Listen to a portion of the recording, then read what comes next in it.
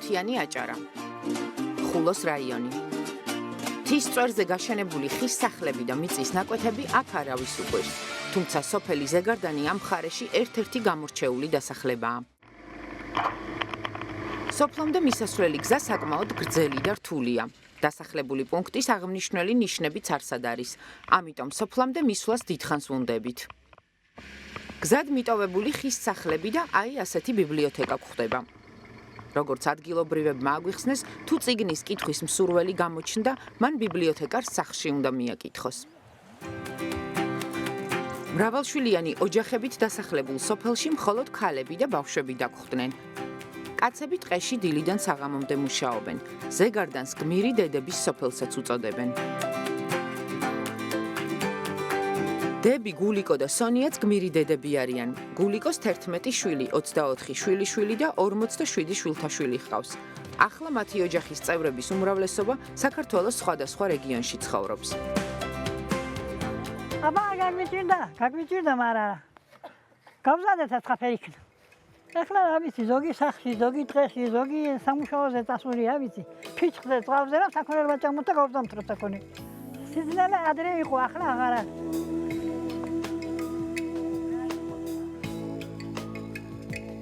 სკოლაში ბავშვები ფეხით დადიოდნენ, ახლა ავტობუსით დადიან. რა ვიცი, ამ ფერი საქმეებს ვეწეოდი. თამბაქოს ვამუშავებდით. ახლა აღარ არის, გაადვინდა ყველაფერი.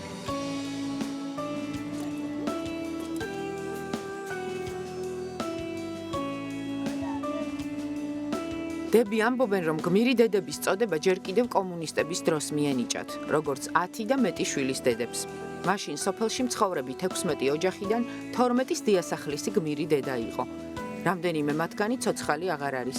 ახალგაზრდები კი ქალაქში გადავიდნენ საცხოვრებლად, თუმცა გმირი დედების სახელი სოფელს დღემდე შემორჩა.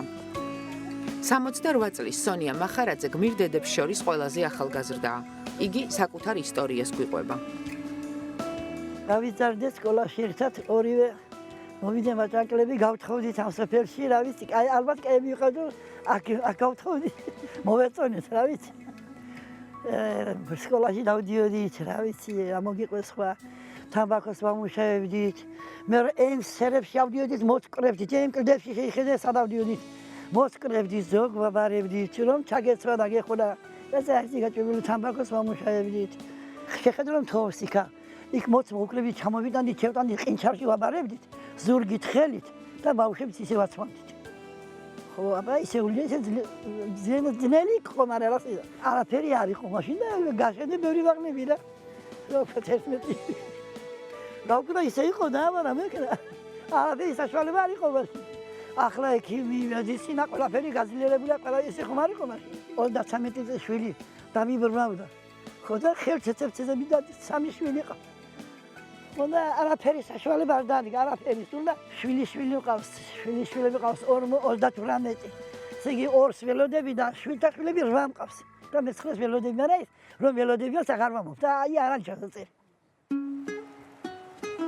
სოფელ ზეგარდანში ძირითადად მიწათმოქმედებას მისდევენ. საქონელიც ყველა ოჯახს ყავს და მრავალშვილიანი ოჯახების ძირითადი საარსებოც სწორედ ეს არის. 74 წლის ბაგრატ შაინიძეს კომბოსტო მოჰყავს. ამბობს, რომ ფერდობზე მოსავლის მოყვანა ცოტა რთულია, თუმცა მთის კომბოსტო, სიმინდი და კარტოფილი განსაკუთრებით გემრიელია. მიწას ვამუშავებ, მაგრამ დამუშავების იმას არ იძლევა და ხო ხედავთ, არ იძლევა. მაგრამ საწევიდი ფული არ აქვს, ქალაქში იყიდო წახვიდე, მე საქონელობა ახლა ხო ხედავ. სადა აქ რომ მოაძო, გამთისას ვერ მოცელავ. გარეთ არ არის შეთანხმება. ხიროკებია რომ არ მოდის. წლის განმავლობაში თუ შეინახავ ბაგრუკვებას ნახავდეს. პროდუქცია მოგვაქვს ბათუმიდან, ქალაქიდან. გამთრობით შემოდგომაზე თუ არ მე და აქ თოვლით ისეთი რომ 2 თვე 3 თვე ისე გავა რომ ერთი მეორეს და ვერ მივარ. სოფელი მეწყერ საშიშ ზონაში მდებარეობს.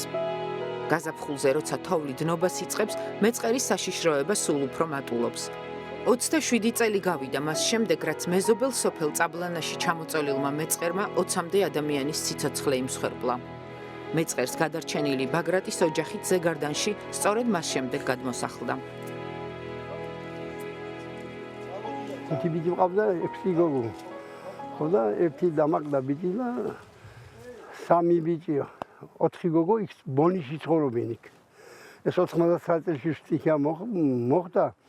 იქ სახლები უშენეს და ცოცხლობენ ჯერჯერობით და ზეგარდანში განსაკუთრებით მკაცრი ზამთარი იცის. ბაგრატი ამბობს, რომ ტყის პირას მდებარე სოფელში ნადირი ხშირად ჩამოდის.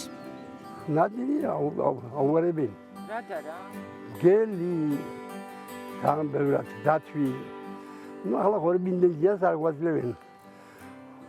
იგი არიან კიდევ პატარა პირშენ ტურა მოხ ძალიან ბევრი. ტურები სახლში მოდიან. ეზოში მოდიან სახლში ვახო. დათვი ყოფილა რომ დაგინახავთ? დათვი აგერა აქ მასე ვიგი ხონდა სკადა აქედან განმოაგდო სკადა იგი თაფლი შეჯამა სკადა იმ მოსახლეობიდან გამიტას იგი ვერ დადებს სკას on ящики დადვა თაფლი იგი ვერ დადებს მოდის და ამი თის მკაცრი პირობების მიუხედავად ზეგარდანის დატოვება უხუცესებს არ უნდათ. იმედი აქვთ, რომ თის კანონის ამოქმედების შედეგად მიღებული შეღავათები და სახელმწიფო დახმარება სოფელს მძიმე ყოფას შეუმსუბუქებს.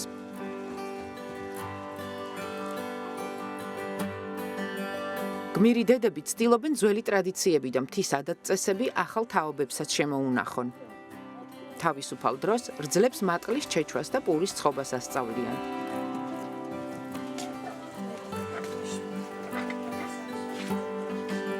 ამას ქვია მატყლის შეჩეჩვა. ამას დავჩეჩავ, მე დავართავ ხერდალზე და მოვხსოვ წინდებს. ზამთრის პერიოდში ამას ვაკეთებთ ჩვენ. სოფლის ქალები. ამ მატყლს დავჩეჩავ, ბავშვებს მოვხსოვ წინდებს. საზამთროს და სკოლაში წავლიან ჩავაცვა. ლოგინებისთვისაც ვაკეთებთ, ლოგინსაც ვაკეთებთ.